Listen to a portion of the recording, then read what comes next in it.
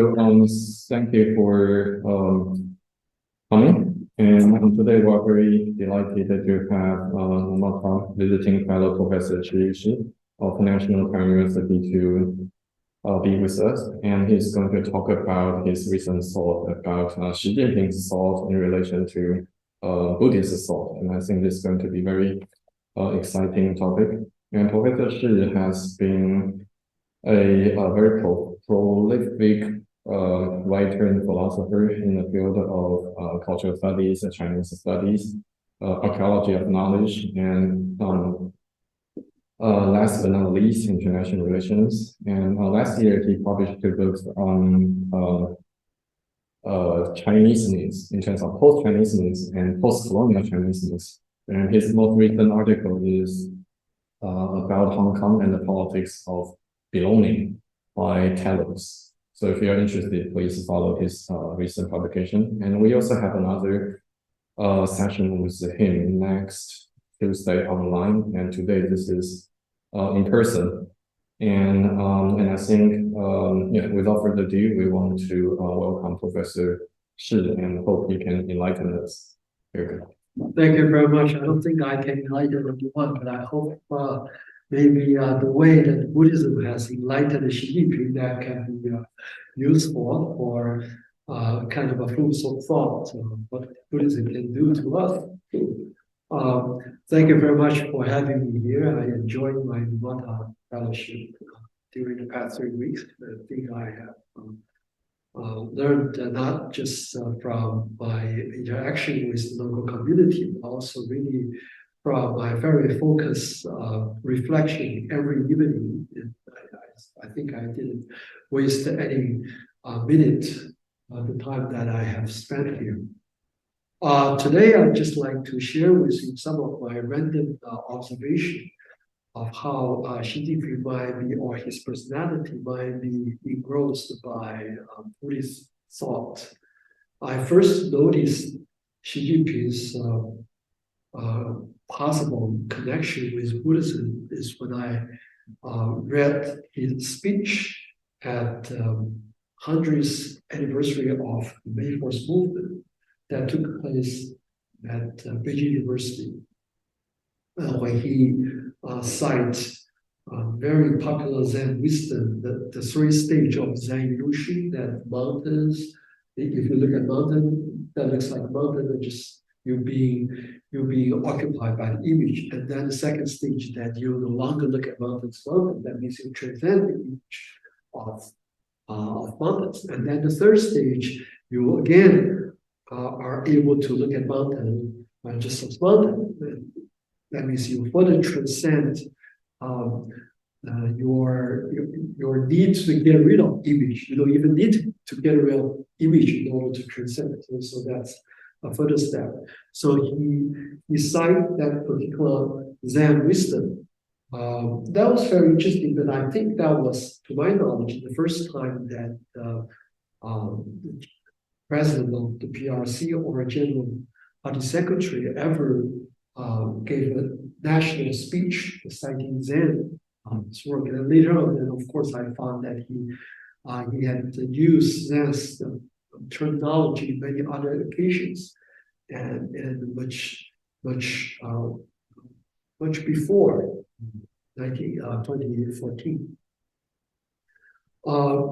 I think it was interesting how to get what he has said, but then he has said so many things. It's hard to read every word he said and then to find out what he had cited from his reading of Buddhism. So I started trying to figure out what's his relationship with Buddhism. Then I realized that his father was a very good friend of Panchen Lama. His father was responsible for the United Front work. He was responsible to connect with Panchen Lama and become very close friends with Panchen Lama. And then I noticed that his mother used to be a very sincere Buddhist. Xi Jinping certainly is not a Buddhist, not religious, not a Buddhist, although is able to learn from Buddhist writings. Reading all those news story about Xi Jinping, I find a particular story very interesting about his meeting with Xing, the master Xing from Taiwan. He told the master that he had read every book Xing, the master, gave to him. And of course, that's all this Buddhist text. And he said that, of course, openly. And then that's very interesting because, again, that was the first time the PRC leader acknowledged that he was reading Buddhist texts. And obviously with some kind of enthusiasm, because he was telling him, I'm reading everything that you give it. Probably by accident, I also saw from Google, I could no longer find it after a few years. I saw on Google also in 2014, the year that he gave his Beijing University speech, that in December 2012, that was just days after he was formally inaugurated as the leader of the Chinese Communist Party and the PRC. There is a evening news which was already, I think, broken now, but that was December 2012 that they published a small piece in the evening news claiming that Buddhism is not a religion. Buddhism is an educational thought. And I thought it was very interesting. And of course, that was after I heard Xi Jinping's speech at Beijing and start looking for things about him and Buddhism. So then I can cite a few pieces of wisdom that he think he had acquired from Buddhism, or he didn't really say Buddhism when he used this terminology. He didn't say that was Buddhism. I think that would be awkward because it was, after all, a communist leader.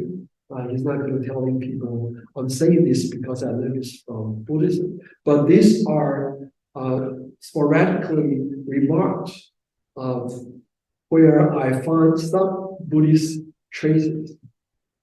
For example, he talked about intuition, something like 不觉, non-consciousness, as a way to sort of immersion in the context. So you can do things without knowing that you're doing it because you're so immersed in the context. And then he mentions mediation in a way. He was talking in 2013, something like you face a war and then gradually you mediate. He didn't use the term mediate, but when you face the war and then eventually you become a Buddha, that connotes mediation, right? So that means that you are able to renounce your selfness. When you try to mediate, you face the war, you're not distracted by any mundane things or images. Then he mentioned empty self, which is not very unusual in Chinese context. Buddhism, Confucianism, Taoism, all about empty self. But I suspect this has something also to do with Buddhism because he said, I'm not here, I'm non-existent of myself. And then when he said that, in the context, it appears he means to preach to people the way to renounce your personal goal. Personal goals are meaningless. That was a remark made in 2019.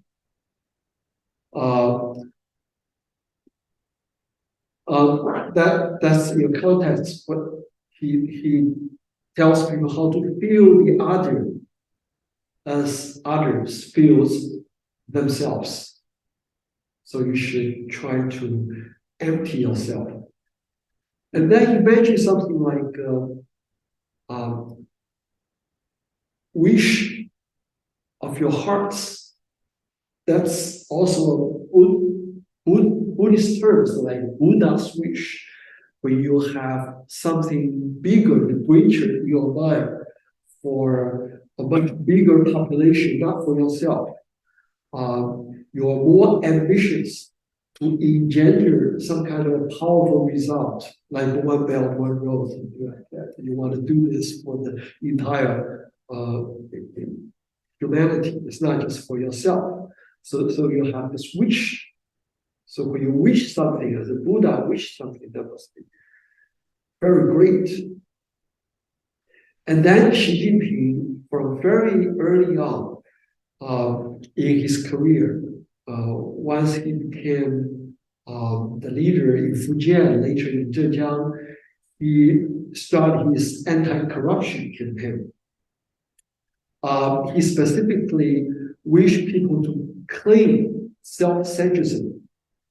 And self-centeredness, he meant formalist, bureaucratic, pleasure-driven, and extravagant habits, something like that. You should not indulge yourself into good foods, into good wine, things like that. You should clean yourself. So that's what he means by get rid of self-centeredness. And if you are able to free yourself from self-interest calculating, then you can achieve, he said, self-purification. And it can form a blood and flesh relationship with the masses.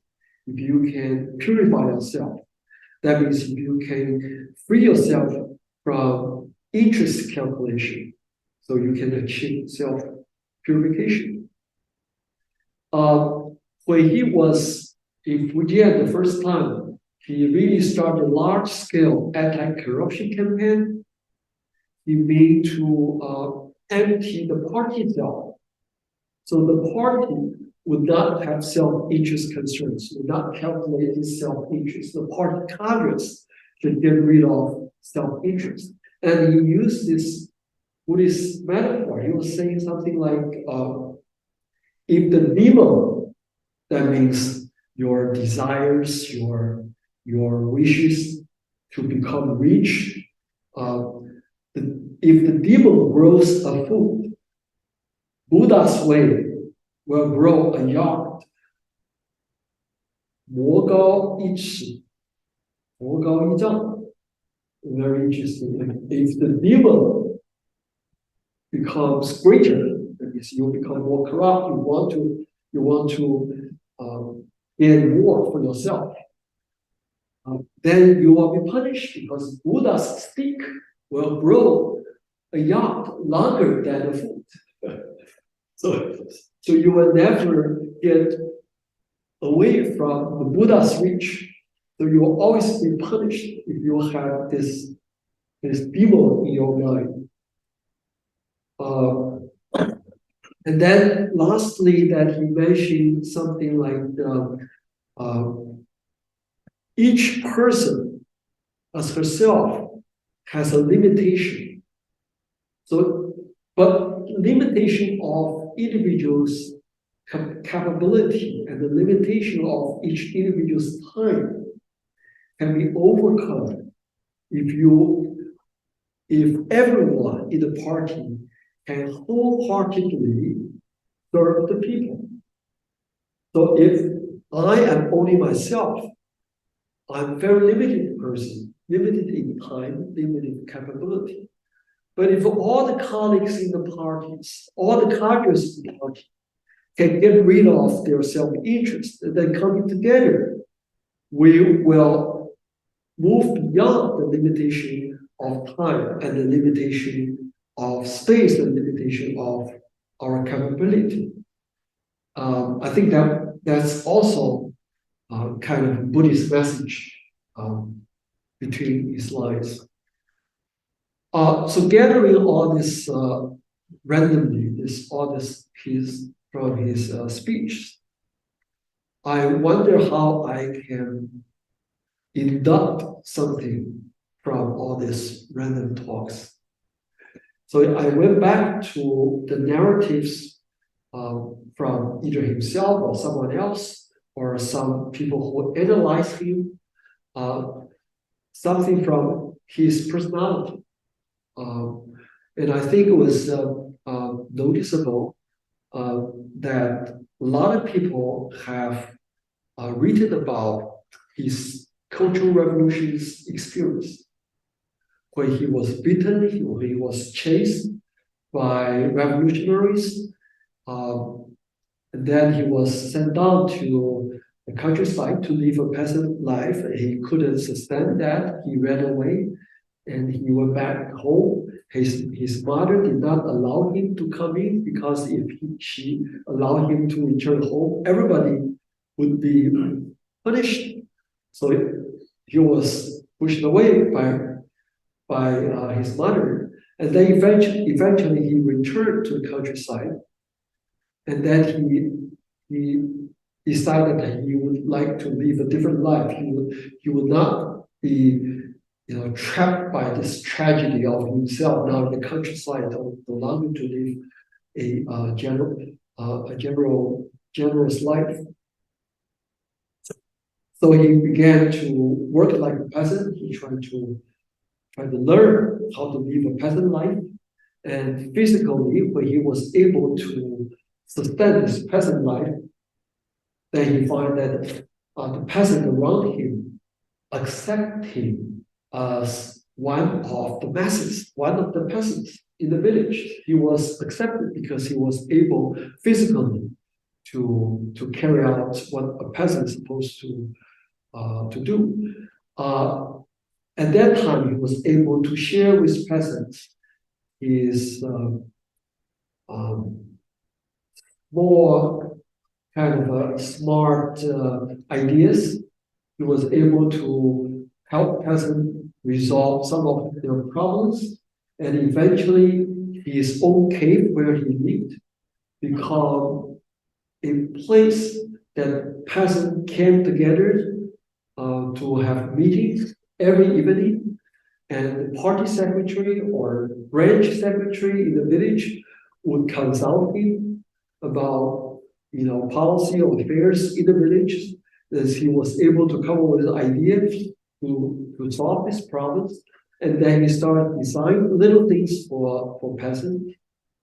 So from this experience, he learned that he was able to accept by the masses, even though he was chased by counter-revolutionary for being anti-revolutionary, he was beaten, but then eventually he was able to accept it by the masses.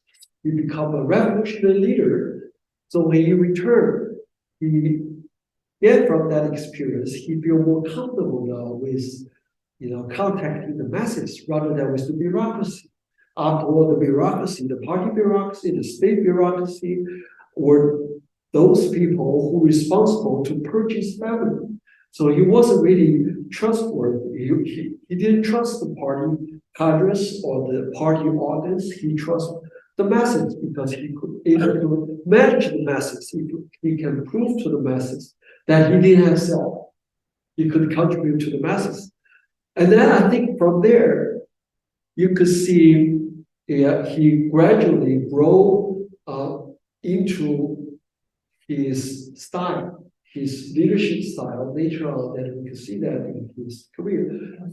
He was able to merge into the masses by always trying to demonstrate to the masses that he was able to help. He was able to help in the capacity of the masses. He was able to think from the masses' lens, solving their problems, understand their difficulties. And every time he did that, he was successful. But then after he became a leader of country, leader of prefecture, and the leader of prefecture of province, obviously he could not be in touch with the masses because the population is so enormous. He was unable really get in touch with them. Also symbolically, you would love to sit down with peasants and talk to him like family members to show them that he understood their problems and is trying to solve their problems. But in reality, in practice, he could not really be in touch with the masses. He had to rely on propaganda.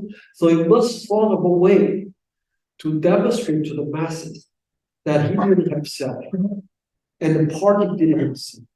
So he started this anti-corruption campaign, I think, with a wish to get rid of the partisan. So he was able to use his Buddhist teaching, his Buddhist influence to convince everyone else in the party that you must get rid of yourself. And this, of course, the language in line with Confucianism, in line with Proletarian Revolution. But that Proletarian Revolution have some kind of a calculation. It is materially based. It was based upon productive relationship, based upon the productive means that the proletarian class owns. So totally get rid of yourself is more Confucian and Buddhist than socialist. And then he was, of course, able to broadcast his idea in Buddhist terms. So whenever he tried to discipline his colleagues, his cadres, he used Confucianism. Confucianism became such a resource for him to preach to his cadres, his subordinates, how to get rid of yourself. But when he talked about himself, his own experience, he still sometimes rely on these Buddhist terms that we just mentioned. So I think he was somehow combining Buddhist enlightenment for himself and the Confucian teaching for his cadres, where he tried to mold the party into a selfless party. And eventually, later on in his life, he also tried to do that to China as a nation, trying to mold China into some kind of selfless nation. And that, I think, has something to do with his Belt and Road policy. It wasn't a destiny for common human future in the beginning. It was only a wish to share the result of economic growth with neighboring countries. So in 2013, a year after he was inaugurated, he had this idea for Chinese foreign policy, no longer being hiding your success. That was Deng Xiaoping's teaching, right? You should hide your success in order to continue working hard and achieve bigger success, greater success. He said in 2013, our foreign policy or diplomacy should be changed into something like striving for something greater. And what he meant by that in 2013 is to share the product of the fruits of China's economic growth with your neighbors. So that was 2013. I think Yan Xuedong has an article on that explaining what striving for greater result means to Xi Jinping. And then you have Belt and Road coming out, 2014. And then you have this destiny, common destiny for human future, common future. So things growing bigger and bigger and more into his, I think, Buddhist enlightenment. But at the same time, I think here comes some kind of evolution, because you are so successful through 2014, through 2015. Seems everybody in the country had trust in you because you have this anti-corruption campaign. And then you begin to believe that you're doing all this for the people. You're going to do all this for the entire population in the world. And people love you. And you got a report from your cadres, people love your success, people believe in you, people have trust in you. And then if there's someone raising dissident voice, that will be their problem, no longer your problem. You're no longer going to listen to people who criticize you. We're trying to be part of their lives, understand their criticism, their difficulty, their complaint. You begin to think these people is in the way of your greater mission, your wish to save the people, so you can get rid of them. So I think there some kind of evolution beginning to take place after 2014, 2015. But that's the way I interpreted the evolution of his political personality from experience during the Cultural Revolution, and how the Buddhism has helped him transcend his personal predicament, his personal difficulty, and then merging into the masses, being accepted by the masses. And he finds that this Buddhist enlightenment is really great, because if you get rid of yourself, you can be accepted by the masses. The revolutionaries are not going to get you, because you're more revolutionary than anyone else if you can be merged into the masses. I think that's how Buddhists enlightened him, and he used that to get rid of the party self later on, when he climbed the ladder of positions in the party, and then he become national leaders, and then he becomes more openly using the Buddhist terminology in his speech, in his remarks with Congress. And then finally, he reached something that no one can escape in high position. That's kind of a self-love, this kind of evolution developed, that you no longer, you'll be a very self-centered kind of selflessness. So that's where I think the evolution taking place. We will see what will happen eventually by his future career. I think I'll stop here. Right. Yeah. So thank you, Professor Shih, for very intriguing and also thought-provoking interpretation of Shi's thought from a Buddhist perspective, because I tend to think that the way he developed himself and grew into the Supreme Party and state leader during this process, perhaps it's like what people would expect from a good communist. You're supposed to go experience the hardship before you can really That's Buddhist. yeah. So like you're not supposed to indulge yourself and experience hardship. Is a necessary process, necessary condition to become a good communist. But I didn't realize that it's possible to have this Buddhist reading of his thought and his behavior. I think this is really interesting and eye-opening to me. At the same time, I am curious about the kind of kind of U-turn or kind of a kind of transformation. So maybe until the beginning of his first term as the state leader, maybe he has been using like a Confucian language in policy making, but deep down he was guided by some Buddhist thought.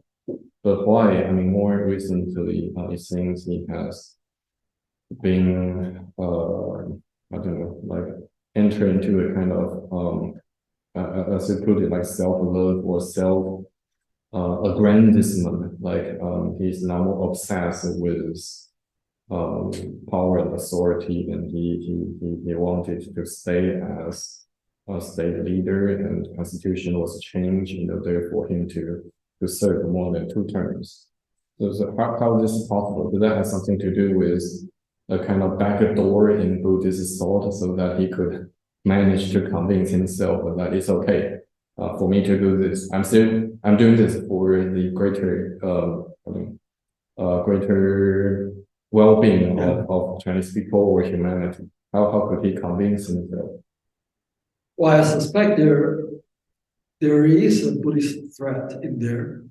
That's what when he talked about wishes, Buddha's wishes. I think that's something very great for him. So he's not doing this for himself. How could you convince that you're not doing this for yourself? If you are legalist, everyone is doing things for themselves. If you are Confucianism, you have a self outside the road. You only need to follow your role. You enact your role in the public, and then you will be allowed to enjoy yourself outside your role. So you have self out there. If you're going to do this and convince yourself you're not doing this for your own personal interest, you're not just enjoying power. I think that conviction comes from Buddhism. So I think there is a Buddhist threat there. Interesting. Yeah, please feel free to jump in. I'm sure you have a lot of questions And there is a backdoor. Right? The backdoor is that you are able to connect to the transcendent world. And at the front door, you walk out to face the masses. So you show them how to use material power without being occupied by the material power. How to use your power to do good things for the masses. And that's the front door. But the reason you can do that because you have a back door, which reminds you that you don't have yourself. You're not doing this for yourself. But then the critical Buddhism comes the other way around, arguing that when you do this, when you have the front door and the back door, instead of using the back door to enlighten the masses, how to transcend your mundane interests, you're actually going to corrupt your soul in the back door because you were too much involved with the masses. You become so strategic, and then you lose your selflessness. You become self-centered. So that's the critical Buddhism's point. I think you have two doors. The argument is that you're not going to be affected by material mundane interests. But then it backfires because the mundane affairs affect your back door. But that's very philosophical debating. I mean, this is we can't prove this. This is I think this is very it's not empirical. no, this is a very logical thing. It's not empirical. Probably I'm taking a little bit closer than that you refer to as critical wisdom. And I came up with a similar question that Jinping posed. That is probably his influence. Xi Jinping is somehow influenced by Buddhism, but current Chinese strategic move towards Taiwan, towards Japan, towards neighboring nations doesn't quite fit into the framework of Buddhism that Xi Jinping is supposed to be embraced. It seems like sometimes it appears aggressive, or at least reported to be aggressive. Then how could we to understand Chinese? Well, probably we can say that is not something to do with Buddhism of Xi Jinping, but at least we can see China as a unified sovereign state, and the leader of it is supposed to be influenced by Buddhism, then how could this sovereign state can make that aggressive, supposedly aggressive stance towards neighboring nations? Yeah. I'm just curious how he Jinping himself see the sort of find a reconciliation between his selflessness and military maneuver. Well, if I were Xi Jinping, I think it would be very easy for me to do that. It doesn't have to be Buddhist. There's a lot of way of getting away from this seeming irony.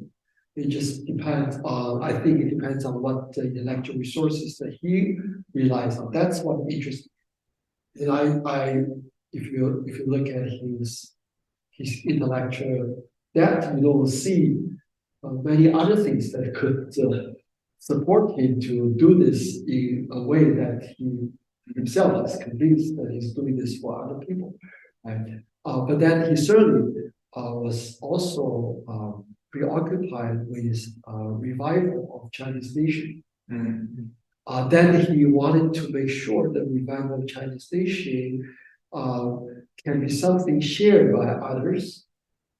So he wants to show his generosity, but then the way he showed his generosity is not by merging into other people's shoes and then trying to figure out what other people's need, but by assuming how I can do good to you. It's irrelevant from what you think you need.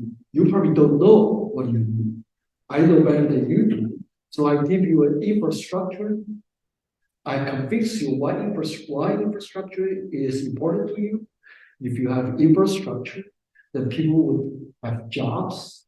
When people have jobs, they will not be attracted by terrorist organizations. Then you have more peaceful domestic politics. That's the way he convinced a lot of other countries why you should have infrastructures. In other words, infrastructure is not initiative from the local countries. It's his own initiative. And he imposed on the other side and tell him why this is good to you. Right? So he's not being a Buddhist in that sense. He's not in there and trying to figure out what you need. And he knows what you need better than you do. Right? But then for a lot of people, why not? Since you're gonna build the infrastructure for me, why not? And your reasons are logical. So why don't we try that? If I don't have to spend too much. So and it just sounds like the old days imperialism. yes, but in other sense, that the recipient countries, if they're being reminded either by China or by their own people to compare Chinese donation or Chinese investment from the old colonial investment, they would see clear difference there. Right? They will show, oh, there's no string attached, there's no political interference. But then there are other things, like they bring in Chinese workers instead of using local workers, right? They don't train local people enough, although they start training local people now because they're criticism. And when they move local people to China to learn, and then of course America will say, oh, we're trying to indoctrinate these people. But then the third world country, the global South Asian who go to China to learn, don't feel that way. They feel something else. They think that China's not teaching anything. They just want to show us how great they are, instead of teaching us anything really useful. So they're neither American style trying to indoctrinate you with American values, or they're really teaching you to do something that they think you should do, rather than telling you how good we are. So you should try to make yourself feel good about yourself. That's the same logic as tributary system. Something like that. Sounds like sort of saving your face as an emperor. Yeah. So you've been given a gift from to the states, but actually you return more. 10 times more than the gift you received. But there's a difference between Confucian practice and Buddhist practice. In Confucian practice, you only need to accept me as your superior when we reciprocate our no obligation. But in the Buddhist sense, I really want to do good to you, right? I really want to benefit your life. So I want to see something happen. So that's the difference there. It sounds like close to Mahayana Buddhist teaching of liberating people from suffering. Wow. But at the same time, when it comes to this discussion, I always remember the history of Japanese Buddhist organizations. They actually supported imperialism, colonialism in Taiwan and Korea. And it was pretty much based upon their materialistic idea of expansion of Japanese imperialism. And they needed to reconcile the idea of this materialistic expansion and teaching of Buddhism. Yeah. What they did, how they achieved the reconciliation was to say that there are two levels of truth. One is absolute transcending truth, and the other one is more like some secular, everyday level truth. And it's like a two-door metaphor. Yeah, so backdoor, but there's actually a backdoor in the case of Japanese Buddhism. And that has been severely criticized by contemporary critical Buddhist scholars. And it just sounds like sort of Chinese move, at least on the basis of Buddhism, in the case of Xi Jinping. It sounds like that's how Japanese organizations, But it's not new in China. New Confucianism does that. New Confucianism have to figure out why Confucian society should adopt the liberal democracy, why Confucian society should create this industrial development and trying to become rich, wealthy, and they use Buddhism to escape from this trapping by capitalism.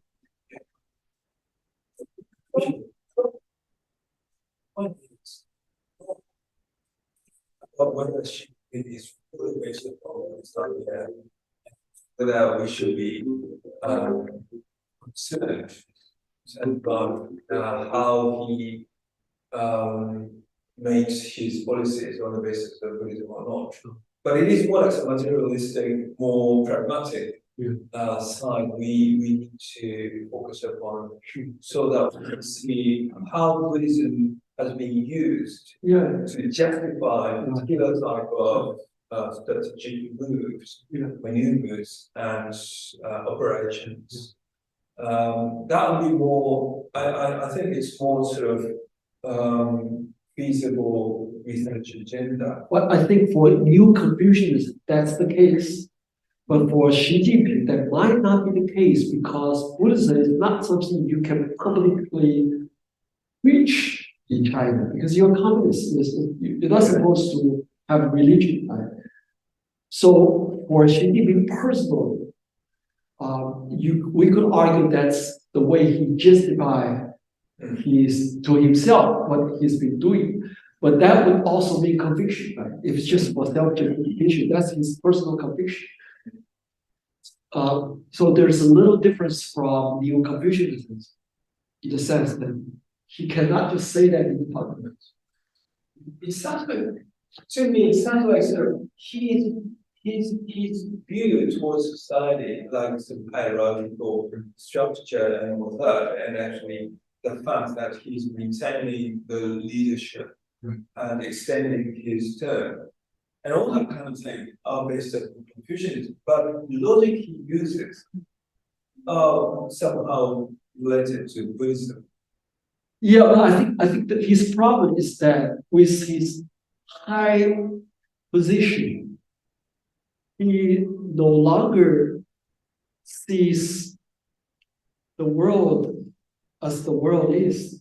The hierarchy becomes so innocent to him because he's already get rid of the party self. So for him, he's already even emptied the party. But he's on the top. Yeah, he's on top. That's the dilemma there. He's on top. I thought that would be. Sorry, yeah, guys. Question.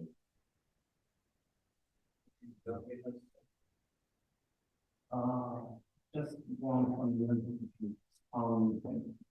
so does Xi Jinping provide any work towards to the elite of establishment?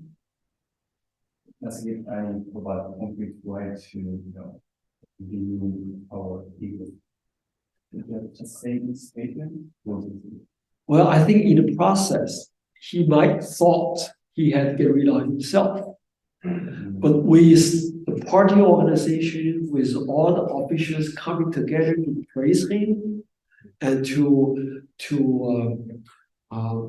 report how the masses had loved him or trust him, then you are forced into a very self-centered position. Even though you believe you are acting in a selfless way, you're doing this in that high position. And you lose the information. The information no longer flow freely. So there's no way you can be in touch with the masses as you used to be. So it becomes a drama. So your cadres play a drama, how the masses love you. And you read the drama, you watch the drama, you believe in it. It's like a self-propaganda. So you're being trapped by this bureaucratic, the apparatus, which is still self-centered, even though they get rid of corruption, although might not be completely incorrupt, but then some corruption has been gone, but then it's not completely selfless. They have a bureaucratic career to take care of. So they want to kill you, to soothe your mind. They want the Xi Jinping to like them. So there's a problem. Is there just to get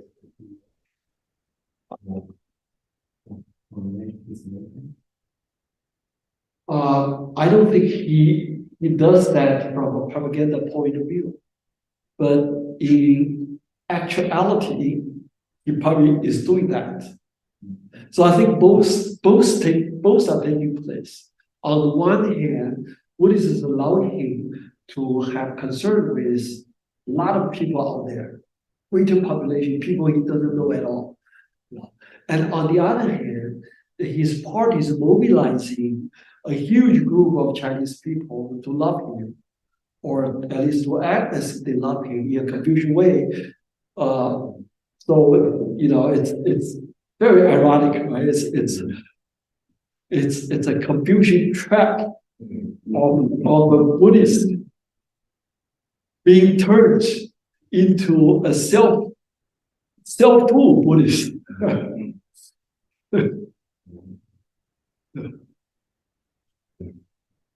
I've been having this assumption, this hypothesis, that in East Asia, including Taiwan, Korea, China, Japan, when you see sort of leaders, they are heavily influenced by Confucianism.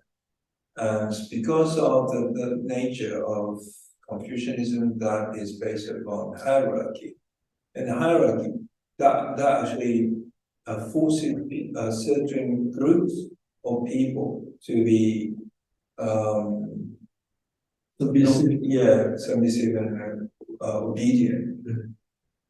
But once you are assigned that kind of positions, then you need something to rely on that you are doing well, and you don't have to worry about being oppressed or being obedient.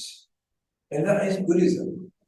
Buddhism tells you that everything is impermanent, and even if you're feeling really bad, you're feeling or you are suffering from existing hierarchy, you'll be okay in the long run. Yeah, I actually had an argument, wrote a paper on why Vietnam was able in history and also today active resistance against China. I was arguing it was because of Buddhist impact. Because in Confucianism, you don't have this. In Christian was too small in Vietnam. In Taoism, it's possible you escape.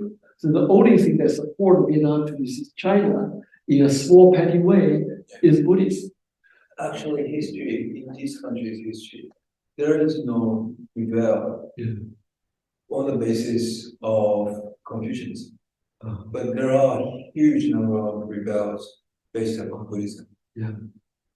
But in the Chinese historiography, however, the legend of Confucianism is always very shaky according to Chinese Confucian genealogy. It always depends upon a very few of heroes who sacrifice their life to demonstrate that emperor can do something wrong.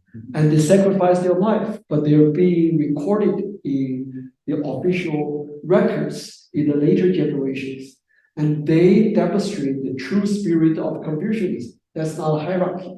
So Confucianism is, according to the official genealogy, is always a very shaky ideology because it's always being carried through by people who sacrifice their life.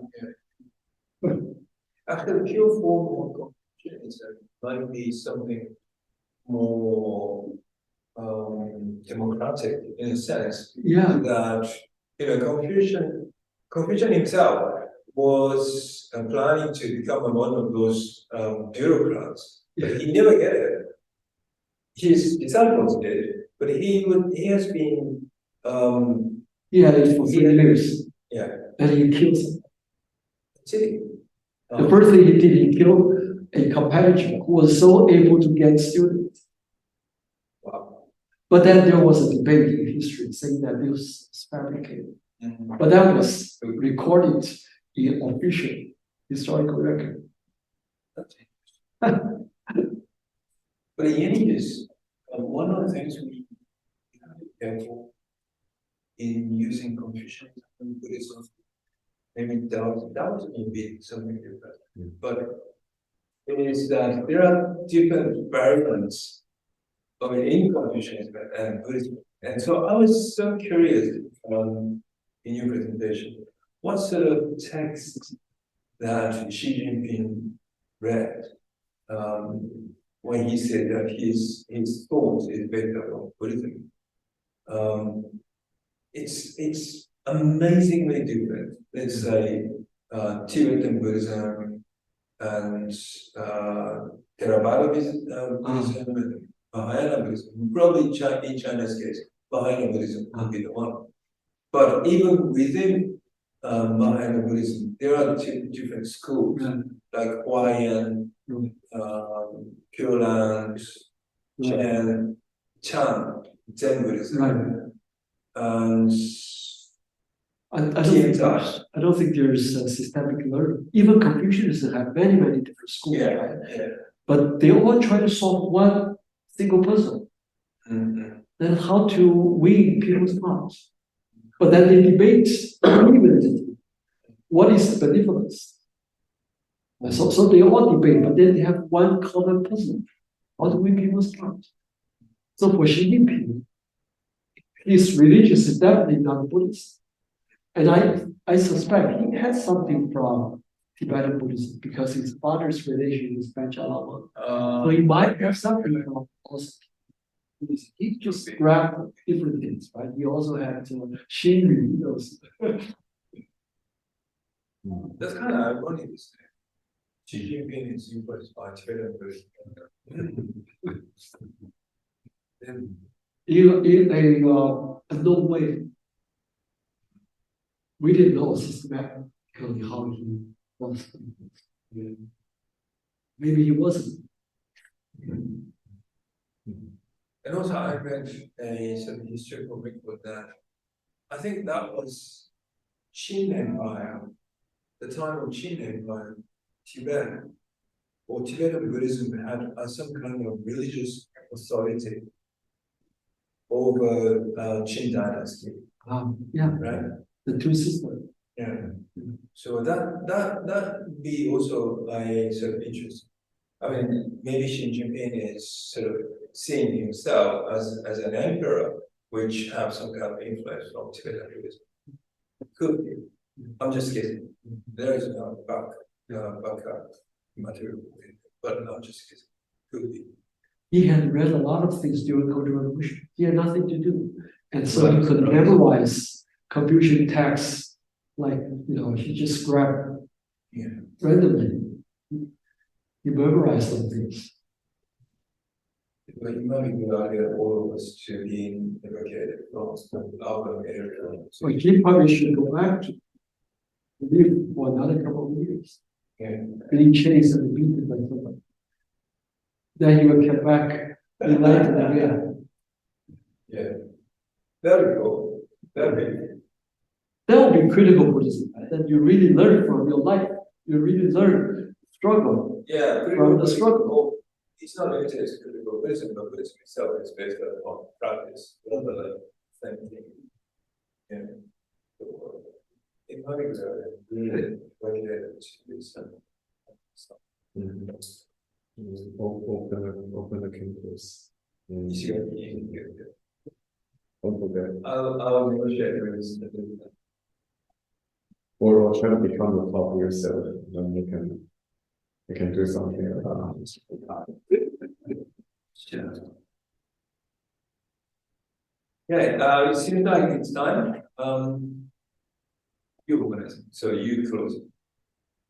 Well, it doesn't have to be me, but yeah, anyway, it's about an hour as scheduled. So please join me to thank Professor Shih once again for coming all the way to enlighten us. I think it has been a very productive afternoon, early evening. And unfortunately, I cannot continue the conversation over dinner because I have another appointment. But I trust the rest of you can really continue this very illuminating conversation, especially between Buddhism and Confucianism. So thank you so much. Thanks very much. Ladies and gentlemen, Good thoughts. yeah, in between, Recording.